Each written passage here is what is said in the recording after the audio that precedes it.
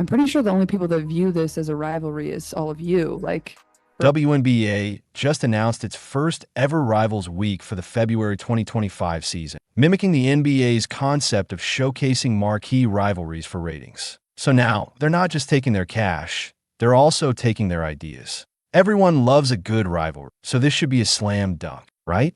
Well, it's already a flop. As soon as it was unveiled, fans took a look at the list of rivalries and then ran to X to laugh the league off the platform. They picked apart every matchup and player with surgeon-level precision. It seems like the WNBA has not learned its lesson when it comes to leveraging its most valuable marketing asset, Caitlin Clark. I think there's more at play here based on some of the WNBA player feedback we've heard lately. The drama and jealousy continue. Let's get into it and see if the W is going to fumble the Caitlin Clark bag during its most important season. But first, comment below what your favorite WNBA rivalry is, or if you think fans only want to watch Caitlin Clark. So it's no secret that the WNBA has been desperate to spark rivalries to drum up fan interest. Commissioner Cathy Engelbert has repeatedly emphasized how important star showdowns are for growth. Engelbert openly dreamed that the Clark-Reese matchup could be a Magic Johnson versus Larry Bird moment for the league, referencing how those two Hall of Famers college rivalry jump started the NBA in the 1980s.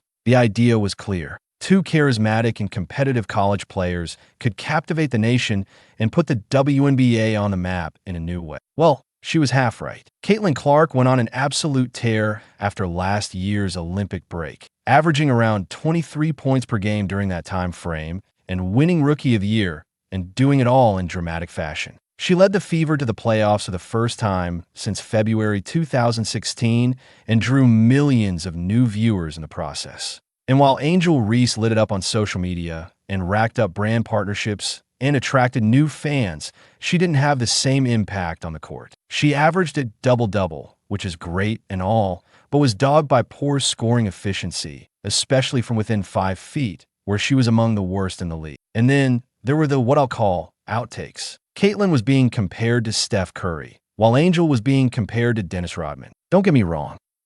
Rebounds are critical, and Angel had a great rookie season overall. But sorry, she's just not in Caitlin's league. It's a rivalry that's, at this point, propped up by the WNBA for ratings. Fast forward to now, and the league is actively trying to manufacture more storylines. Thus, WNBA supposed to showcase a heated rivalry. Engelbert herself touted that having a full week of rivalry games will drive that playoff push and engage fans at a critical time in the season. In theory, it's a savvy move. The NBA has done a similar rivalry week for a few years now, and it's generated buzz with classic matchups like Lakers versus Celtics. The WNBA wants some of that action. So what matchups are on deck for this inaugural Rivals Week? According to the announcement, we'll see games like Caitlin Clark's Indiana Fever versus Angel Reese's Chicago Sky, the New York Liberty versus the Minnesota Lynx, the Atlanta Dream versus the Phoenix Mercury, and the Golden State Valkyries versus the Los Angeles Sparks.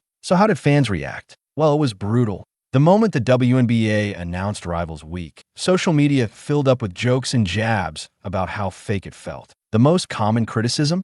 None of these are real rivalries. Fans pointed out that aside from the Liberty versus Lynx, who just battled in the finals, the matchup seemed pretty random. Atlanta versus Phoenix? Sure. The Brittany Griner storyline is interesting if you're a longtime women's basketball fan. But do casual fans care about Brittany's backstory?